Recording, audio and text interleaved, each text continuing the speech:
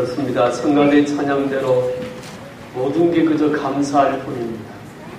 그런 은혜가 저와 여러분 안에 우리 가정 위의 삶에 늘 충만해 있기를 주님의 이름으로 축복합니다.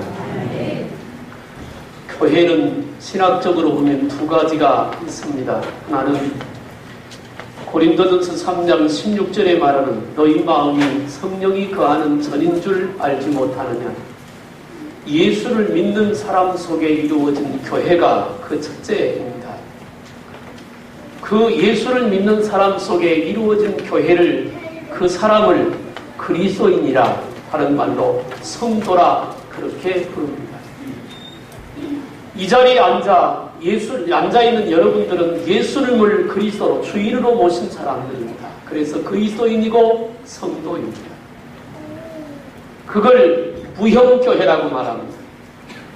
그 교회가 하나가 모이고 둘이 모이고 셋이 모이고 그 숫자가 우리 큰사랑교회처럼 이렇게 모여서 이루어진 것을 유형교회, 보이는 교회라고 합니다. 그래서 교회는 그리스도를 중심으로 한 공동체입니다. 하나님은 이 교회를 예수님의 핏값으로 세우셨습니다. 사람의 마음속에 있는 교회도, 큰사랑교회라고 하는 교회도 예수님의 십자가에 흘리신 핏값으로 세웠습니다. 그리고 그 교회를 고린도전서 12장에서 에베소서에서는 뭐라고 말하는가 하니 교회는 그리스도의 몸이다. 그렇게 말합니다. 그리고 성도는 그 몸에 붙은 지체라 말씀을 합니다. 그리고 그 교회의 머리는 예수 그리스도라고 합니다. 그 말은 교회는 예수님이다. 그 말입니다. 한마디로 교회는 예수님입니다. 우리 마음의 교회의 주인도 예수님이고 큰사랑교회 교회 주인도 예수님입니다. 그러므로 이 교회는 늘 깨어 있어야 하고 이 교회는 성령의 은혜로 늘 부흥되어야 합니다.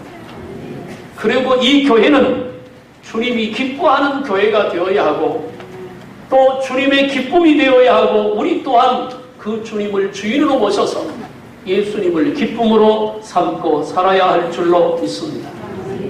오늘 읽었던 사도행전 11장 19절부터 26절은 안디옥 교회의 얘기입니다. 안디옥 교회는 놀라운 일을 행했습니다.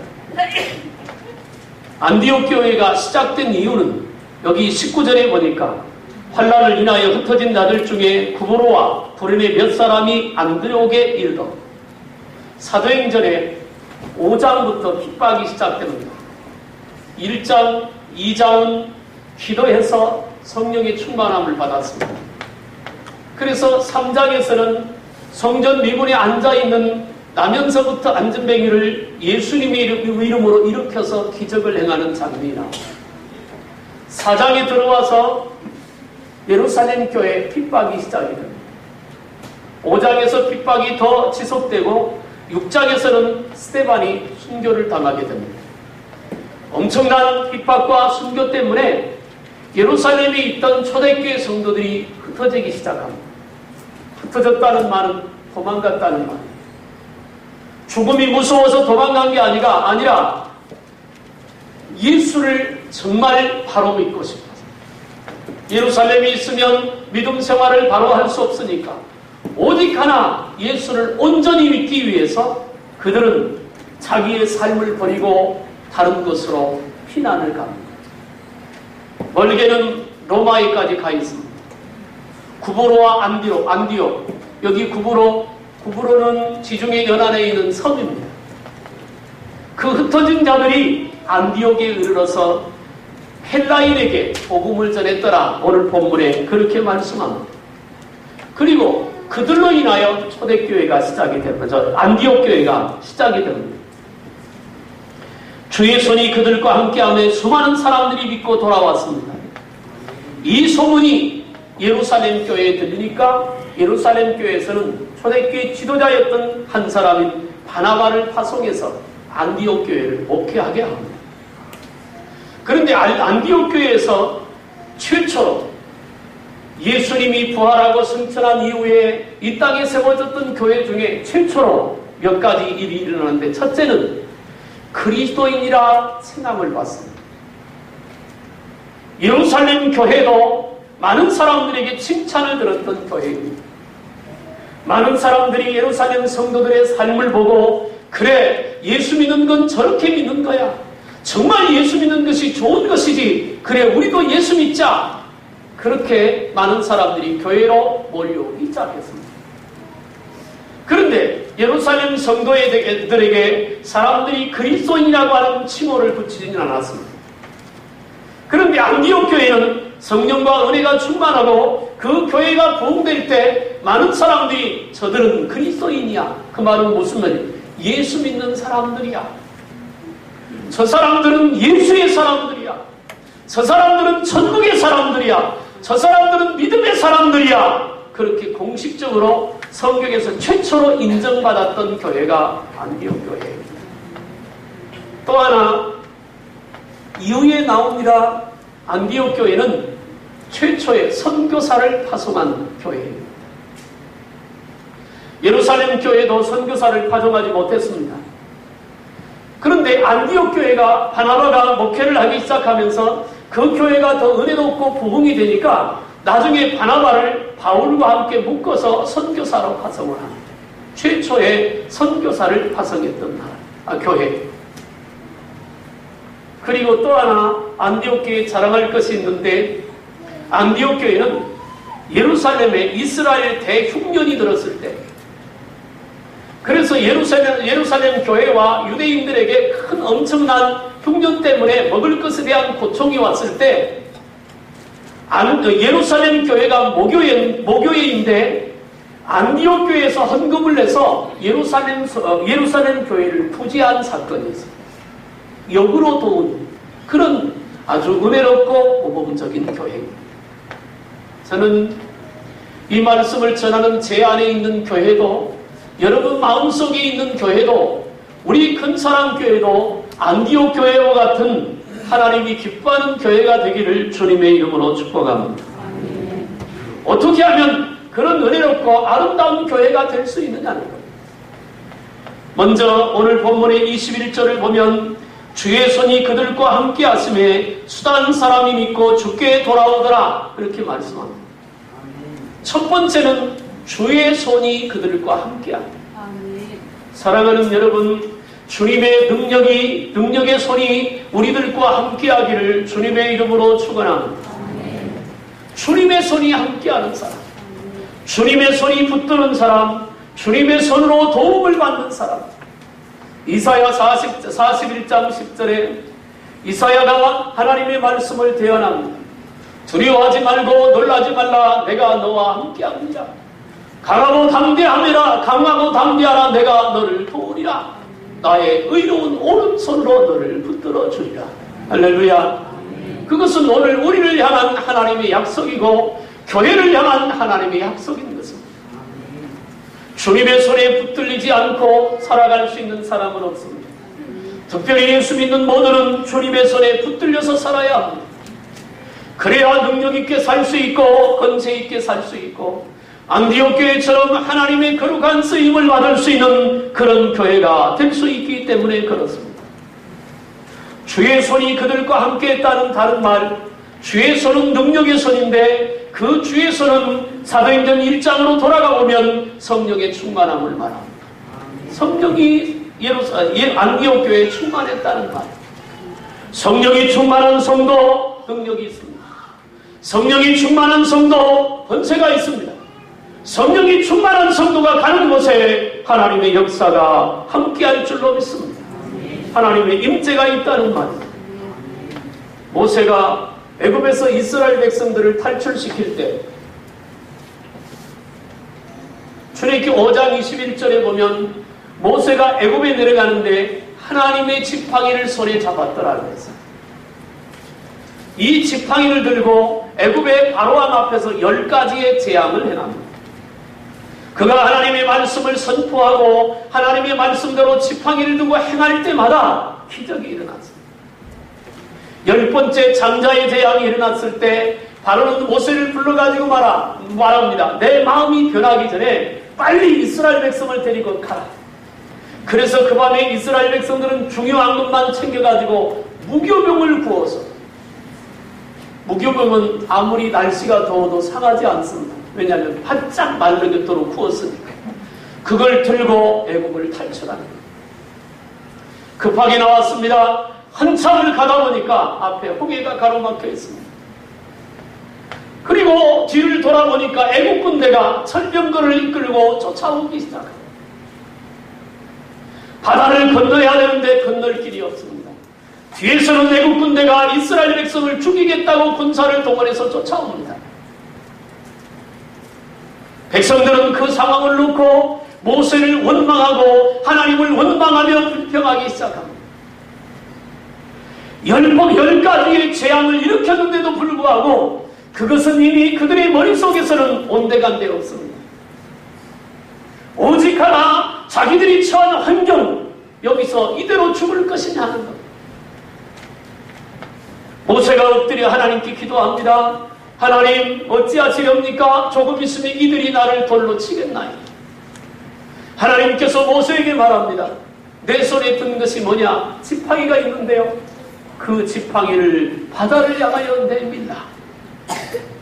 모세가 손에 든 지팡이를 바다를 향하여 내밀었더니 통풍이 불어 홍해가 갈라지고 마른 땅처럼 건넌 줄로 믿습니다. 모세의 손에 들었던 지팡이가 무슨 지팡이인 줄 아세요?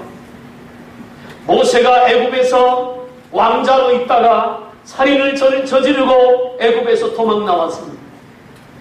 미디안 광야에서 장인 이드로 밑에서 40년 동안 연단을 받았어요. 그때 나이가 80살입니다.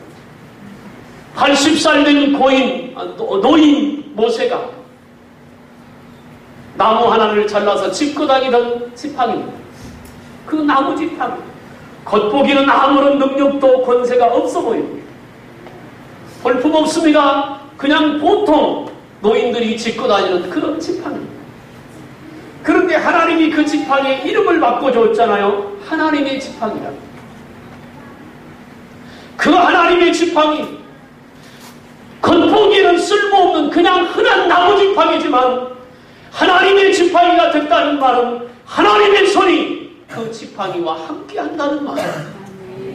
그래서 그 지팡이를 내밀었더니 홍해가 갈라져 마른 땅처럼 건널 수 있었습니다. 사랑하는 여러분, 오늘 우리가 이 땅에 살면서도 하나님은 우리에게 지팡이를 하나씩 다 들려주었습니다.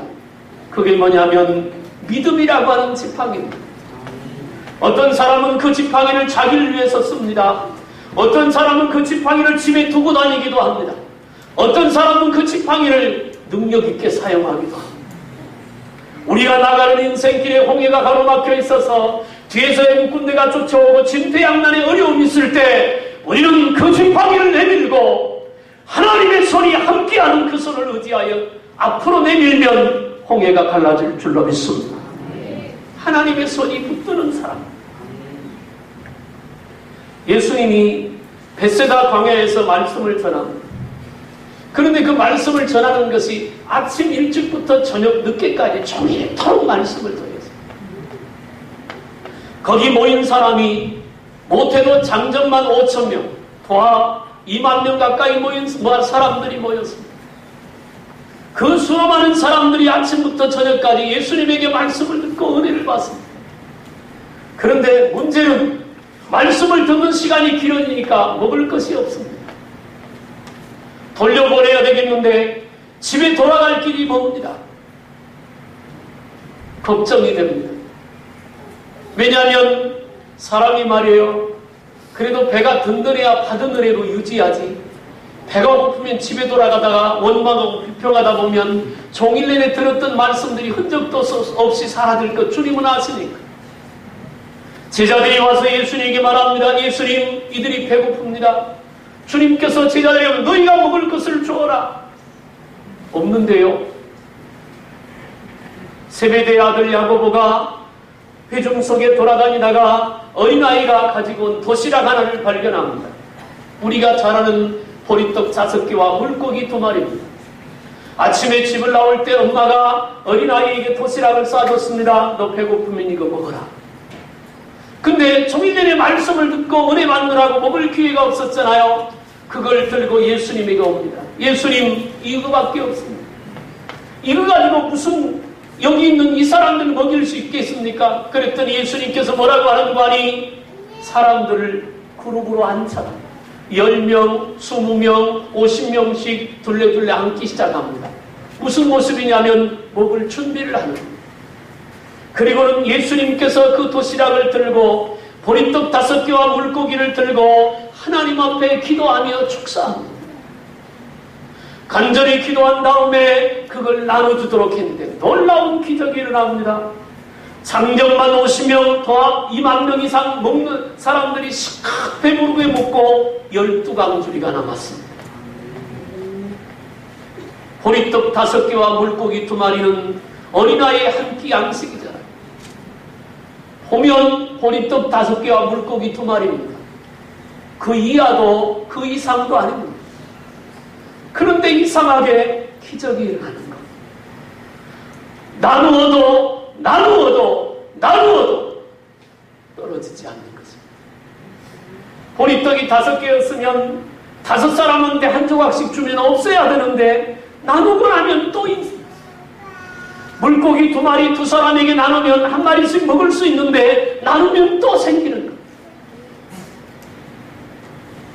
보리떡 5개와 물고기 2마리가 예수님의 손에 붙들리니까, 주님의 손에 붙잡히니까, 주님의 손이 함께하니까 기적을 일으킨 줄로 믿습니다. 마치 엘리사가 생도의 아내가 찾아와서 내 아들이 빚쟁이한테 우리 아들이 팔려갈 것 같다고 하는 걱정스러운 얘기를 했을 때 묻습니다. 너 집에 있는 게 뭐냐? 우리 집에는 기름 1병밖에 없는데요. 그래? 그럼 지금 가서 아들과 온 동네를 돌아다니면서 빈 그릇을 다 빌려와라. 그래서 엄마와 아들이 온 동네 다니면서 빈 그릇을 다 빌려 달아왔습니다. 그리고는 기름 1병을 따르기 시작합니다.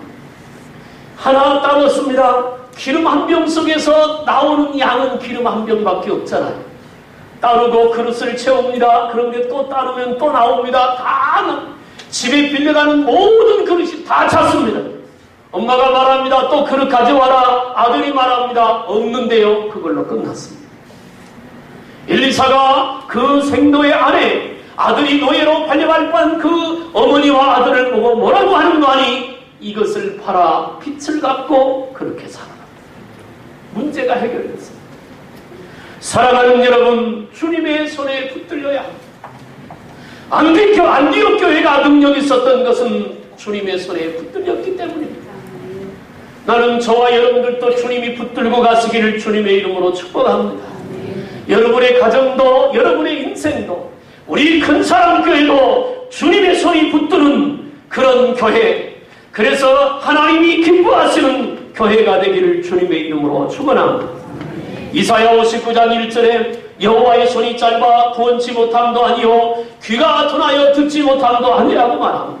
시편 89편 13절에는 주의 팔에 능력이 있사오며 주의 손은 강하고 주의 오른손은 높으신 이다 고백하고 있어요.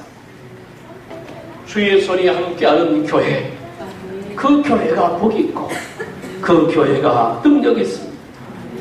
두 번째, 안디옥 교회는 하나님의 비전을 볼 줄 아는 교회였습니다. 23절에 보니까 그가 이르러 하나님의 은혜를 보고 기뻐하여 모든 사람에게 굳건한 마음으로 주와 함께 머물러 있으라 하니, 안디옥 교회의 비전은 은혜입니다. 안디옥 교회의 비전은 교회가 5,000명, 10,000명 모이는 것이 비전이 아니었습니다. 안디옥 교회의 비전은 교회를 몇십억을 들여서 아름답게 건축하는데 비전이 있는 것이 아니라 안디옥 교회의 비전은 하나님의 은혜에 머물러 있는 것이 비전이었습니다. 여러분, 하나님의 은혜가 있으면 교회가 부흥이 되고 하나님의 은혜가 있으면 주의 거룩한 일을 많이 할 수도 있습니다. 은혜가 없이 일을 만들고 은혜가 없이 어떤 목표를 가지고 가면 잘못하면 그것은 사람의 욕심일 수 있습니다. 그런데 은혜가 있어서 안디옥 교회 온 성도들은 은혜가 있어서 그 은혜를 비전으로 삼았다는 것이 놀라운 일입니다. 나는 저와 여러분들 속의 교회도 우리 큰사랑 교회도 주님 앞에 서는 그 순간까지 하나님의 은혜를 비전으로 삼기를 주님의 이름으로 축복합니다. 하나님의 은혜. 여러분, 예루살렘 교회에 엄청난 핍박이 있어서 그 핍박을 피하여 흩어졌던 사람들이 개척한 교회가 안디옥 교회라고 그랬어요. 그런데요, 예루살렘 핍박은 우리가 보통 생각하는 이런 어려움 정도가 아닙니다. 거기 있으면 실제로 많은 초대교회 사람들이 죽었습니다. 돌에 맞아 죽었습니다. 사형운동을 맞고 죽었습니다. 동물들과 싸우다가 갈기갈기 찢겨 죽었습니다.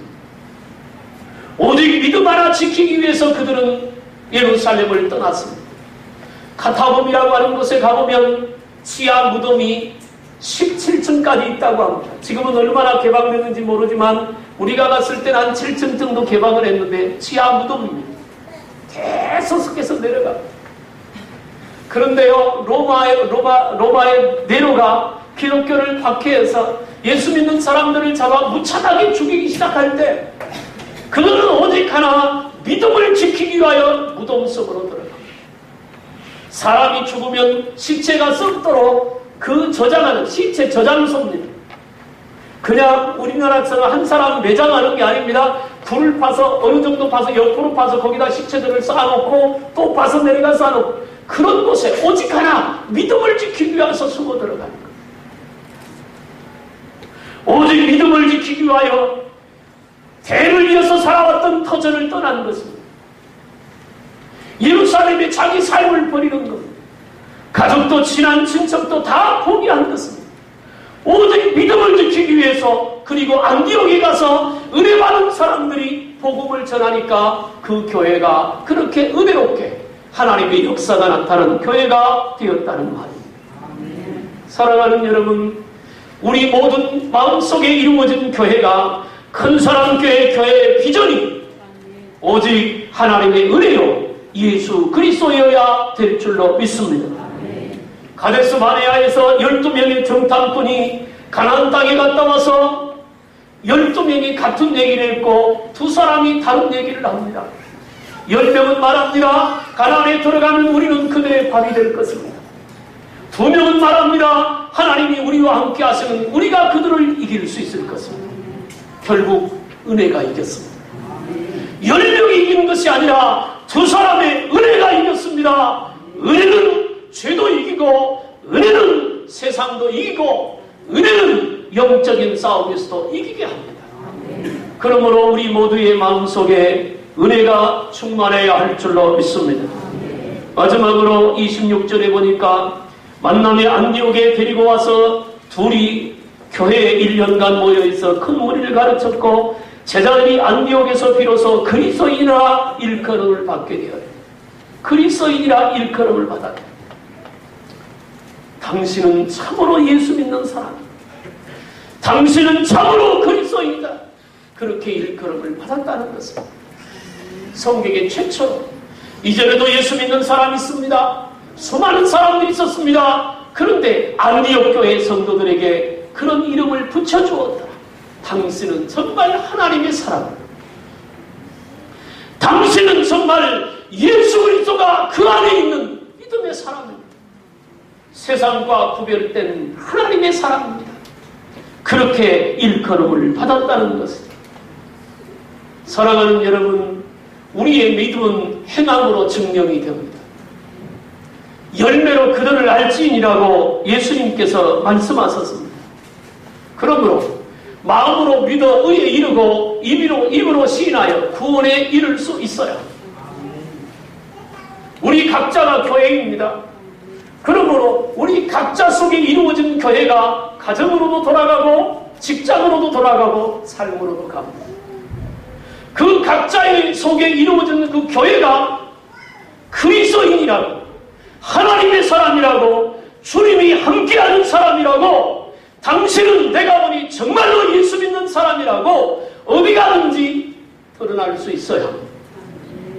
그것이 교회의 사명이고 교회가 해야 될 일인 것입니다.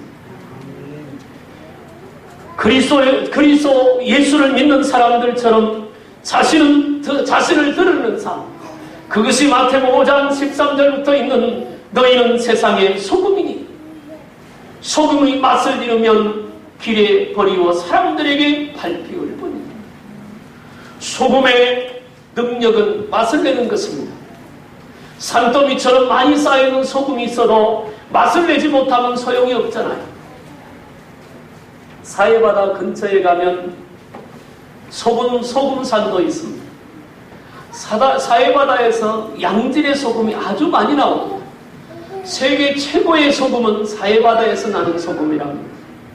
그런데 소금이 얼마나 많으냐면 노천에 그냥 산더미처럼 엄청나게 큰 산 몇 개 정도를 잔뜩 쌓아놨습니다. 우리가 생각하기에 우리나라 같은 그렇게 쌓아놓으면 안 되잖아요. 왜요? 비 오니까. 비 오면 다 녹아버리잖아요. 근데 쌓아놨어요. 왜? 거긴 비가 안 오니까. 소금이 엄청 많아요. 그런 생각을 해봤습니다. 저렇게 좋은 최고의 소금이라고 말하는 소금이 맛을 낼 수 없다면 저거 어디다 쓰지? 쓸모가 없는 것. 예수님이 말씀합니다. 너희는 세상의 소금이다. 그 말은 맛을 내라는 말. 우리 삶 속에서, 우리 가정에서 우리가 어디에 있든지 소금이 녹아져서 맛을 내는 것처럼 맛을 내야 된다는 말. 그리고 말합니다. 너희는 세상의 빛이다. 그리고 그 다음 성경 구절에 뭐라고 하는가? 등불을 켜서 말 아래 두지 않고 등경 위에 두나니. 그 말은 무슨 말이에요? 말이 뭔 줄 아시죠? 곡식을 담는 말. 그 속에다 불을 켜서 덮으면 빛이 하나도 안 나옵니다. 아마 조금 있으면 산소가 공급 안 돼서 불이 꺼질 거예요. 등경은 어디냐면 등잔입니다. 옛날에 어려서 저는 호롱불 켜고 살았어요. 등잔불을 펴서 위에다 놓지 아래다 놓지 않는 사람. 우리 교회 불도 천정에 있지 바닥에 있지 않잖아요. 불은 위에서 밝힙니다. 왜? 그래야 효과적이니까. 예수님께서 말합니다. 너희는 세상의 빛이라. 그런데 어떤 빛이냐? 등잔 위에 밝혀져 있는 빛이라는 말입니다. 말 아래 감춰져 있는 빛이 아니라 등잔 위에 밝혀져 있는 그 빛. 그런 빛되어서 살라. 소금처럼 사는 게 아닙니다. 빛처럼 사는 게 아닙니다. 그건 흉내내는 것입니다. 소금이 되어서 살고 빛이 되어서 살라 그 말입니다. 그것이 그리스도인의 삶인 것입니다. 하나님은 하나님이 쓰실 교회를 찾고 계십니다. 안디옥 교회처럼 주의 손이 함께하는 교회. 안디옥 교회처럼 은혜를 비전으로 삼는 그런 교회. 어디에 가든지 어느 곳에 있든지 그리스도인이라고 일컬어지는 그런 사람. 그런 교회를 지금 찾고 계십니다. 저는 이 말씀을 마치면서 제 안에 있는 교회도, 여러분 각자의 안에 있는 교회도, 우리 큰사랑 교회도 주님의 손이 함께하는 교회가 되고 은혜를 비전으로 삼는 교회가 되고 그리스도인이라고 일컬어지는 교회가 되기를 주님의 이름으로 축복합니다. 그러면 하나님은 우리를 붙들고 쓰실 것입니다. 그리고 우리를 통해서 하나님의 더 큰 일을 이루실 거예요. 그런 하나님이 기뻐하는 교회가 우리 안에, 우리 큰사랑교회 이루어지기를 주님의 이름으로 축원합니다. 기도하겠습니다. 살아계신 하나님 아버지, 은혜와 사랑을 감사합니다. 우리 안의 교회, 우리 큰사랑교회, 하나님이 기뻐하는 교회가 되도록 안디옥 교회처럼 주의 손이 함께하고 은혜를 비전으로 삼고 그리스도인이라 일컬음을 받는 우리 모든 교회가 되게 하여 주옵소서. 그래서 하나님을 기쁘시게 하고 이 땅에서 하나님의 거룩한 뜻을 이루어가는 우리 모든 교회 큰 사랑 교회가 되게 하여 주옵소서. 간절히 원하옵고 예수님의 이름으로 기도하옵나이다. 아멘.